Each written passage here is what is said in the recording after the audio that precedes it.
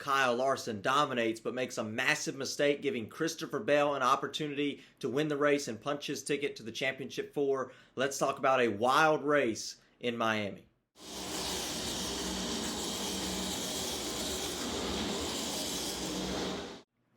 Hello everybody, welcome to Dirty Air. I'm your host Alex Lambert, and let's talk about NASCAR's playoff race in Homestead, Miami, where Christopher Bell is able to get another clutch win after holding off Ryan Blaney. Kyle Larson dominated the earlier portions of this race, made a massive mistake. We'll talk about that. We'll talk about the results, the playoff grid. Should NASCAR at Miami be the championship track? We'll break it all down. I'm super excited to talk about this particular race. A big race as far as playoff implications and an exciting race to watch as well. And let's go ahead and get on into it. And we have to start out by talking about how this race played out, the finish of this race. I'll get to Christopher Bell in just a moment and what he did. That was impressive. But I want to start out by talking about the guy that was the class of the field all day long. That was Kyle Larson. There were a few moments where Byron would get up to him. There were a few moments where Ryan Blaney would get up to him, get by him. But Kyle Larson was the man to beat all day long. He was probably going to win this race. He was going to win this race if nothing went wrong drastically, and Kyle Larson makes a big mistake. You can take a look at it here. Trying to come onto pit road. Ryan Blaney's your leader in the yellow car.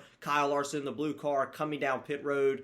Way overshoots it, locks the brakes up, slams into the tire barriers. It looks like, I think they showed the time on it. Ryan Blaney was going a little bit under the speed limit. You can go 50 miles an hour without being posted for speeding. Ryan Blaney was going 47, 48, which is a little bit low considering how close it is, how close these drivers push it. But Kyle Larson just coming in there way too hot. Slams on the brakes, and then of course the brakes lock up, goes and slams into the tire barrier, into the sand barrier. That's a big mistake by Kyle Larson, sort of an embarrassing looking mistake, and I hate that for Kyle Larson. Dominated the race, should have won this race, and I talk about how Kyle Larson made this mistake, and we're looking at this massive mistake that he made that cannot be done if you want to go and win championships. Luckily for him, he won last week in Las Vegas, so he can, no matter what happened today and no matter what happens next week in Miami, in Martinsville, Kyle Larson is still going to the championship round. But this, I want to take a look at Kyle Larson. Ever since he came in the sport in 2014, he has been a wall rider. And Homestead, Miami is a track where you have to run up close to the wall. You can look at Darlington as one as well, where Kyle Larson has won before. And Kyle Larson, every year, can go out there and lead a bunch of laps, dominate this race. He did it back when it was a championship race, and then some sort of way at the end of the year, he would sort of let the championship drivers race it out. And then later on in his career, finally got that first win last year in 2022 at his best racetrack, a track that he's dominated at. And leaving today, he still only has one win at this racetrack, and that's so frustrating. You can watch him. Everybody's close to the wall. I mean, extremely close to the wall, less than a foot from the wall. And Kyle Larson's just a little bit closer every single lap, more consistently closer to that wall every time, and continues to make it work. Super impressive how he's able to do it. And he only has one win to show for it at this track. That's so frustrating as a fan that the best driver at Miami has one win here in, 9-10 races at least. When Kyle Larson made that mistake, that opened up the door for Christopher Bell, Ryan Blaney, William Byron to go up there. Denny Hamlin, we'll talk about what happened to him later on, to steal the win from him, to go out there and race for the win and punch their tickets into the championship round. And ultimately, it was Christopher Bell holding off Ryan Blaney in the closing laps. Christopher Bell on a late race restart. You had William Byron that started out front, and Byron's car was just slow on the long runs all day long, so William Byron was unable to hold him off. Obviously, Christopher Bell got by him. Ryan Blaney was running pretty much faster lap times for the last 15 laps or so of the race. Ryan Blaney just run out of time, run out of real estate to get to him, and Christopher Bell will win in Miami. And what redemption from a week ago, right? I mean, you talk about Christopher Bell in I wouldn't say a photo finish, but a very close finish last week in Las Vegas where Christopher Bell loses to Kyle Larson. He was upset following the race, very upset, and then comes out today and gets a win at another mile-and-a-half racetrack. Clutch moment for Christopher Bell. Clutch moment in the playoffs. He's been fast all year, has made mistakes all year. The team's made mistakes all year. But now, today was his day to shine. He didn't come up short. He won in Homestead, Miami. So with that being said, let's take a look at the finishing results. Let's go through the top 10. Christopher Bell, your winner. Joe Gibbs Racing Toyota punches his ticket in the championship round. Ryan Blaney, like I said, chasing Christopher Bell down,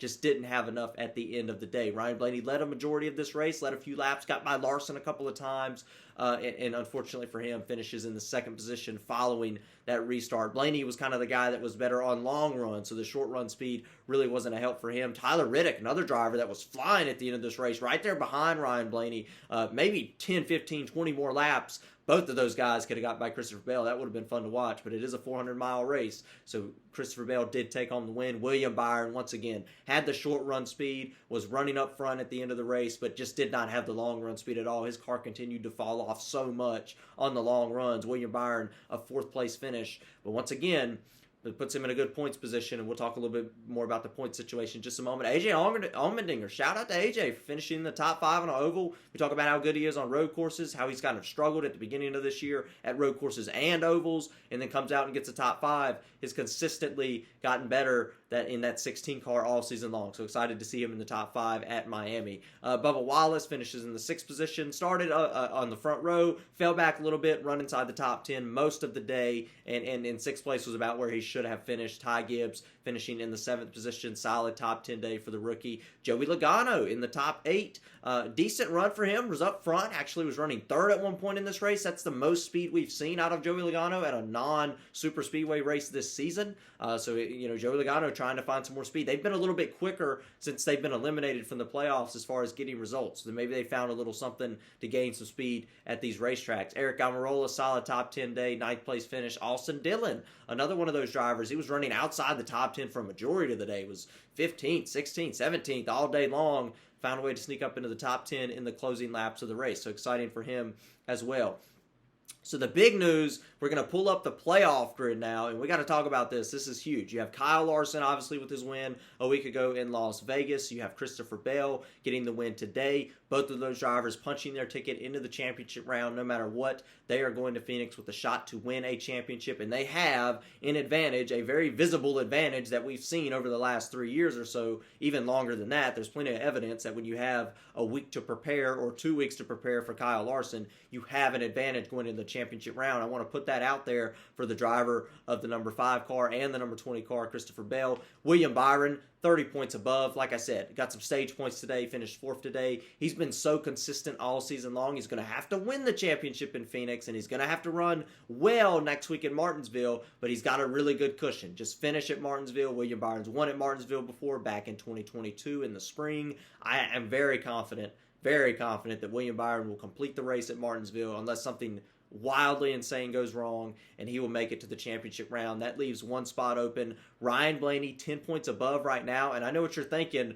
Why is Martin Truex Jr. and Denny Hamlin below the cut line? Well, Ryan Blaney today capitalized on it. Got the stage points, finished in the 2nd position, had a shot to go for the win. Same thing for Tyler Reddick, 3rd place finish. Had a shot to go for the win, was extremely fast at the end of this race, while guys like Martin Truex Jr. and Denny Hamlin had big troubles at the same exact time. With 32 laps to go, Denny Hamlin is running inside the top 10 and has something break on the steering, just completely loses all steering in the car. It goes up into the wall, slams into the wall. Almost reminds me of that Brickyard 400 wreck in 2020, just not quite as violent.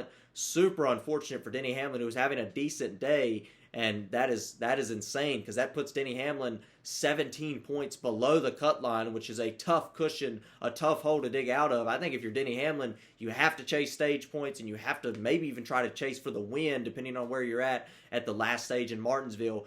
Big trouble for Denny Hamlin, from somebody who was potentially, some people would consider him to be the championship favorite. He's been fast all year, has been motivated all season long, getting multiple wins throughout the regular season, throughout the playoffs, really fast throughout the playoffs. Big trouble for Denny Hamlin today, puts him below the cut line. And while we're under that caution, while we're showing Denny Hamlin get out of his race car, another Joe Gibbs Racing Toyota has an engine trouble. Martin Truex Jr., liquid coming out of the race car, looks like oil and gasoline mixed. That's never a good sign. Smoke coming out of the exhaust reminds me of Kyle Busch in Darlington last year. Oh man, big trouble for Martin Truex Jr. Immediately out of the race. He didn't even think that the engine would refire. I don't think it did refire after coming on pit road. Massive trouble for your regular season championship. And I will say this about Martin Truex Jr. The only reason that he's made it this far into the playoffs is because of those bonus points, and that's why it's important to do good in the regular season. But since the playoffs have started, Martin Truex Jr. has not had luck on his side and has not had much speed on his side until last week in Las Vegas, and then today in Miami, where he was having a good run inside the top 10 most of the day, but has a mechanical failure, and that puts him below the cut line, 17 points. I'm not confident. I'm not confident that he can dig out of a 17-point hole at Martinsville. We'll have to go and see. We'll go see if he can get the stage points, get the finish. If somebody else has trouble that's above the cut line, such as Ryan Blaney, Reddick, somebody like that, we're going to have to watch that. But I'm not very confident that Martin Truex Jr. with this, not the driver, but with the speed I've seen out of that race car the last few weeks and the racetrack we're going to, I'm not very confident in Martin Truex Jr. Coming up this week. We'll have to see what he can do. Once again, Denny Hamlin right there with him, 17 points out. I'm a little more confident in Hamlin because Hamlin has been super fast at Martinsville the last couple of times. Could have won the fall race a year ago, if you remember that. Essentially dominated the fall race a year ago, but lost position on every single pit stop constantly, which was able to open up Christopher Bell to get the win last year. So we'll have to watch Denny Hamlin. If the pit crew can stay on top of it and Denny Hamlin qualifies well, I think he has a good shot to go out there and win next week, which would obviously ultimately punch his ticket in. We'll have to keep an eye on that. Chris Buescher, just didn't see a whole lot of him all day long. He had a lot of speed at the racetracks earlier on in the regular season, but we've talked about how he's not been that fast at your intermediate type tracks, your 1.5 mile racetracks. You know, he won at Michigan, which is an intermediate track, but the 1.5 mile tracks, Chris Buescher has just not been super fast on, has not gotten the results on, at least this season, and that continued today. Outside the top 10 all day, they would go through the top 8 playoff drivers and say, well, every one of these guys are in the top 10 except Chris Buescher, and it was like that last week. It's like that this week. Buescher did not have a whole lot of playoff bonus points going into this round because of the bonus points he was stacked up against was at the low end of that, so went in with a disadvantage and didn't get the results. 43 points out. Yeah, it's a must-win. Have to go out there. It might not mathematically be one, but you have to go out there and expect to win. Try to win next week if you're Chris Buescher, and we'll see if he can do it next week in Martinsville. I want to talk about Miami just for a quick moment because I saw some discussion online about whether this should be the championship race or not, and I want to say that I was kind of, when they switched it over to Phoenix, I was kind of in favor of it. I liked Phoenix being the championship. I don't hate Phoenix being the championship race. I sort of like it the way that it is, but after watching this race at Miami today and last year and this year and just continuing to see how this racetrack is, and maybe it's just because I'm sort of an old school fan now and I like the tradition, I would love to see Homestead Miami be the championship race again. I want to turn on the TV, feel that championship atmosphere in the South, in Miami, watch the sunset on the back straightaway as the cars go down, the sky turns orange, goes into the nighttime.